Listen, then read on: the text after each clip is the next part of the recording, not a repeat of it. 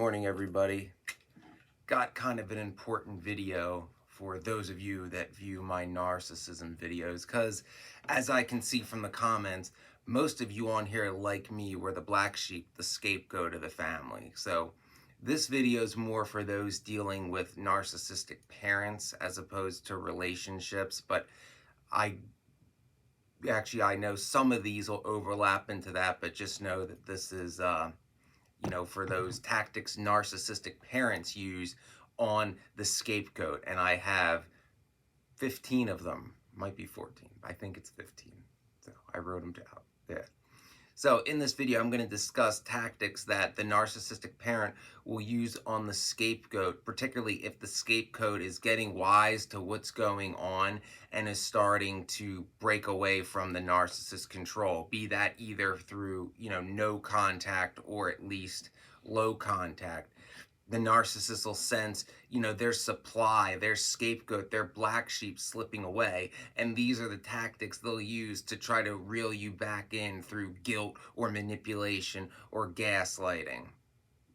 So, number one, they'll play the pity card. They'll try to say, after all I've done for you, which really, come on, a narcissistic parent doesn't do anything for the scapegoat, like other than the basic things that any parent is essentially legally required to do for their child, like the scapegoat, they'll actually like sabotage your jobs and stuff, whereas the golden child, they'll give 80 grand to, just saying, my situation kind of thing. So something like that, they'll try to play the pity card on you and try to make themselves out to be, the best parent that's ever been, because the narcissist thinks they're the best at everything they do, so why not that? And as I've mentioned before, narcissists don't care about the validity of their statements, about the veracity, about anything that can back it up. I said it, therefore it's true.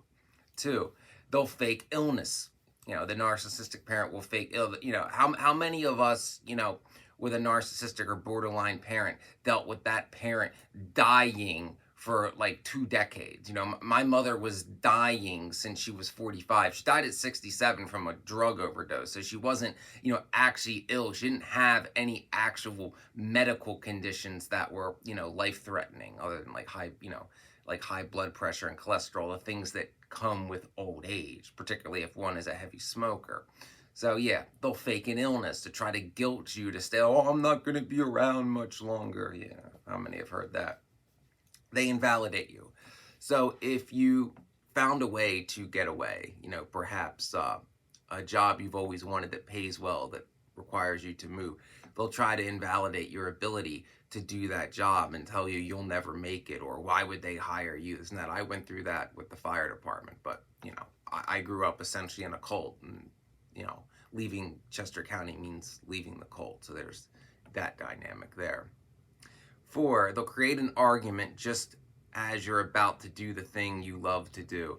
So yes, they'll try to talk you out of doing the thing you're about to do, be it, move away for a serious relationship, move away for a job you've always wanted. They'll try to talk you out of wanting that very thing, the thing that you've wanted for so long and worked for a long time to get and finally got it. They're going to try to convince you that you don't want it.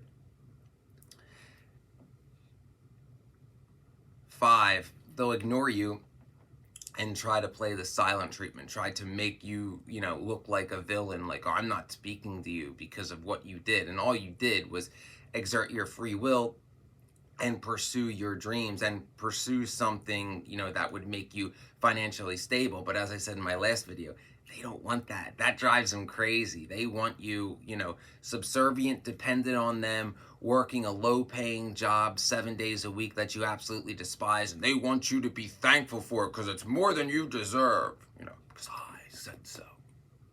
Yeah. 6, narcissistic parents gloat about your siblings. So of course, regardless of veracity of, who's working or not working, is your sibling a convicted felon or whatever, they're still going to put that golden child on a pedestal. In my case, graduating with a Bachelor of Science degree with honors and, all the jobs I've done where I've gotten accolades, none of that matters compared to my brother's middle school wars, because that's when greatness and destiny are defined.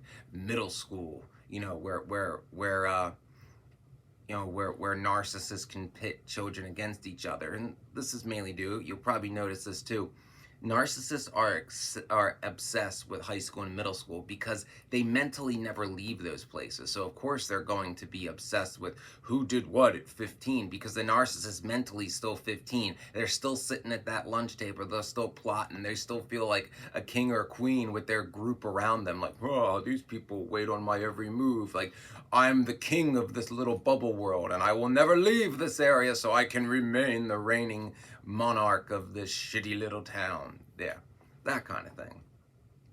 So yeah, and they'll gloat about and exaggerate see, a narcissist believes anything they do is by definition the greatest thing that's ever happened, and nobody can ever be, as good as them. But the closest that can get is the golden child, because that's the heir apparent, and it doesn't matter on merit. It's like a monarchy. The golden child is the heir. They're born for that. They're just the born successor. It's manifest destiny, divine right of kings bullshit. Next, narcissistic parents gloat. Oh, I said that one already. Sorry, it's a long list. Narcissistic exes may try to show off their new partner to you. Now, I said this is about parents, but this still relates, because your narcissistic parent is going to throw your ex in your face, particularly a narcissistic ex, because if you had a narcissistic ex, the narcissistic parent probably liked them because they saw a lot of themselves in them. And essentially, like me as a male, I had a borderline girlfriend like 10 years ago. My mother loved her because she saw my mother as like a mentor, like a more experienced borderline that she could learn from, so they could both, tag team and manipulate me together. Narcissistic parents are going to love that. If there's an ex that you have that buys into the narcissistic bullshit, the narcissist loves that because that makes you easier to control. The head narcissist will cast that narcissist a few scraps, they'll fall in line, and then they'll both use against you. So when you move on from that narcissistic ex, the narcissistic parent is going to constantly be talking about that narcissistic ex and how they were the best thing that ever happened to you. And especially if you're like trying to leave an area, they'll tell you, you'll never find love like that and all that. Yeah, sure. Next, letting down the children using the most precious things you care about against you. So if you, are moving away from a narcissistic parent and you yourself have children, the narcissistic, in this case, grandparent, will, you try to turn your children against you, because grandchildren, like children, are just pawns to the narcissist, and they're going, oh, but my grandchildren this and my grandchildren that. It's like, you don't give a shit about them. You just use them so you can brag to the other narcissistic boomers, about, oh, well, mine did this and mine did all that stuff. Just pawns. They will also play mind games with those children, basically about how their life will be horrible if they leave the area and they won't fit in and all their friends will be gone, and they'll be the worst thing a narcissist can imagine, be an outcast and a loner. See, it's like, you have this group of people here, we are a tribe here, we are a clique, and these positions in this clique are hereditary and passed down. If you leave the safety of the cult, you will be an outcast and you will be nothing, and you'll be forced to, like, people judge you on just who you are and not who you know and who you were born to, because this is feudalism here. It's a little hyperbole, but not much. That's essentially how things work where I grew up. And those are games that have been played on me and others. I'm not saying it's just a rant. I've seen this happen and heard it and lived through it. Next, as I foreshadowed, they will try to ruin your career. So anything they can do, people they can dial up, as they love to say, to try to ruin the very thing that you are getting away from the narcissistic parent from. I mean, aside from their narcissism, I mean, if you're moving to a specific area for a specific job, through their machinations, they'll try to ruin that for you. See, you have no reason to go there now. You should just be happy with what below average standards you have. It's the best you could ever hope for. Don't even try to do better. Just, it is what it is, and just stick with it. Yeah. All right.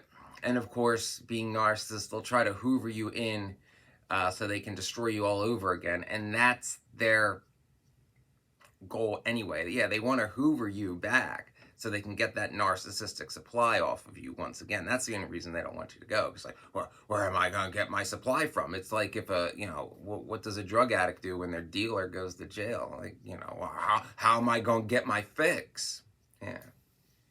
All right, next, they try to ruin your plans any way they can. And I already talked about how they'll try to ruin like the very reason why you're moving, but they'll try to cause more problems for you. Like, if you have kids, they'll throw tantrums about leaving. They'll try to ruin like the housing situation you set up in another town. They'll try to cause financial hardship for you any way they can derail you leaving their control zone. They're gonna do it. They'll threaten you too. A lot of threats that I got when I moved to Arlington was you're out of the will. Anything they have over you, and money is usually the biggest one. I spoke about it at length in my previous video. You should watch it. So, they'll try to scare you in any way they can and threaten you as to how you can't survive without the narcissist, and this, apocalyptic things will happen if you go your own way. And of course, they'll smear you relentlessly to anyone who will listen to them to try, so then those people, i.e. enablers, will go and try to get you to fall back in line behind, what the narcissist wants and get you to accept that as your fate. And finally, as I mentioned this one, but I'm going to mention it again because it's an important one, they're going to try to get you to lower your expectations to make you believe that what you have is the best that could ever be. And just by trying to do better, you will lose what you have. And then you'll have to settle for far, far worse than the shitty situation you already have that you want to get away from. So I hope that was helpful for those of you dealing with narcissistic parents. Sadly, I'm sure some of you recognize these tactics. Know that it is a pattern of behavior. Know that your parents are not special or brilliant. These are simply the tactics that most narcissistic parents use. So trust your intuition if you feel like these tactics are being used on you. Do not let it get to you. It's them, not you. They're trying to manipulate you. And, I've said it, and I'll say it, and I'll say it again and again and again. There's no integrity giving into the narcissist. It only causes more heartache and emotional damage. So get out, leave. But before you do, like and subscribe to the channel. Watch my older videos for more helpful advice and learn as much about narcissists as you can so you can be best prepared for that inevitable showdown with your narcissist. And the more you know, the better chance of being victorious you are.